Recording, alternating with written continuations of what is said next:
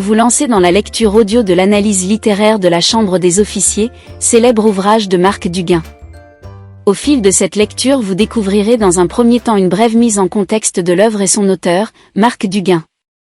Ensuite, un résumé de l'ouvrage vous sera exposé, suivi d'une analyse des personnages et des points clés du roman. Une fois ces différents points abordés, il ne nous restera plus qu'à conclure cette écoute par quelques questions qui pourront alimenter encore davantage votre réflexion. Partie 1. L'auteur. Français né au Sénégal, Marc Duguin se consacre tout d'abord aux sciences politiques, à la finance et à l'aéronautique. Il s'engage ensuite dans l'écriture et publie des romans qui mettent en scène des personnages variés, officiers, hommes d'affaires, dirigeants dans des situations critiques, comme la guerre ou l'espionnage. Il est également l'auteur de plusieurs recueils de nouvelles, d'un scénario de bande dessinée et d'une mise en scène de théâtre. Le succès de la Chambre des officiers l'amène à adapter son roman au cinéma en 2001. Il réalise également une exécution ordinaire en 2010. Partie 2. La mise en contexte. La Chambre des officiers paraît en 1998 et connaît un grand succès.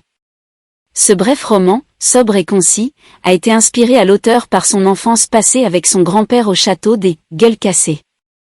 Écrit du point de vue du personnage principal, il retrace l'histoire d'Adrien Fournier, jeune officier français grièvement blessé au visage dès le début de l'offensive de 1914. Partie 3, le résumé. Blessure de guerre. En 1914, Adrien Fournier est mobilisé.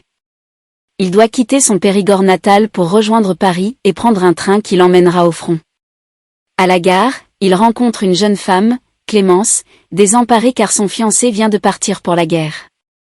Adrien décide alors de ne prendre le train que le lendemain et passe la nuit avec la jeune femme dans l'appartement qu'il loue à Paris. Il tombe amoureux d'elle, et souhaitant la revoir, lui laisse une lettre.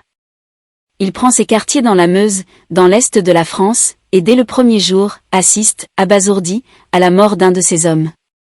Quelque temps plus tard, alors qu'il est parti en repérage, il tombe dans une embuscade. Près de lui retentit alors une détonation qui le défigure et emporte une partie de son visage. Resté inconscient plusieurs jours, il se réveille dans une infirmerie de campagne. Il ne peut ni parler, ni manger, souffre beaucoup et a perdu l'odorat. Il est évacué à l'hôpital militaire du Val-de-Grâce, à Paris. Là-bas, il est installé dans la chambre réservée aux officiers dont un ouvrier vient enlever tous les miroirs.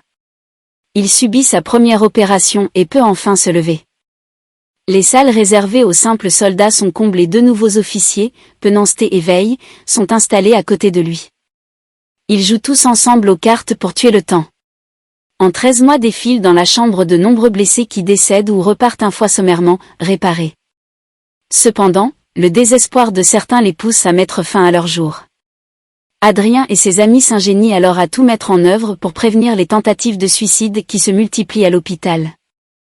Il écrit à ses parents, en minimisant ses blessures. Lorsqu'Alain Bonnard, son meilleur ami, vient lui rendre visite, Adrien lit l'horreur dans son regard. Par la suite, il refuse de voir ses cousins et le spectacle de la rue l'ennuie. Plus tard, il apprend avec tristesse le décès d'Alain Bonnard qui, alors qu'il était réformé, avait insisté pour être envoyé au front. Chaque nuit, le jeune homme rêve de Clémence, mais il reçoit une lettre dans laquelle la jeune femme lui annonce qu'elle ne veut plus le revoir. Déçu, il espère qu'il verra quand même sa beauté se faner, et explique par ces mots, « Moi, le mutilé de la face, je ne vieillirai jamais. » Par ailleurs, il en vient à évoquer et à désirer la monotonie une vie monacale, la souffrance en plus, l'illumination en moins. Par la suite, Adrien subit une première greffe qui échoue, mais le médecin demeure confiant. Peu de temps après, il reçoit des prothèses qui lui permettent enfin d'articuler quelques mots.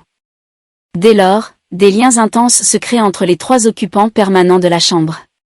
Ils refusent tacitement de trop penser et de se considérer comme des martyrs. Plus tard, Veille découvre qu'une infirmière du front, Marguerite, blessée elle aussi au visage, occupe une chambre à l'écart. Elle est devenue sourde et communique par gestes avec les trois hommes, avec qui elle sympathise. Nous espérons que vous avez apprécié cet aperçu. Pour continuer à écouter ce livre audio sur Google Play Livres, utilisez le lien dans la description de la vidéo.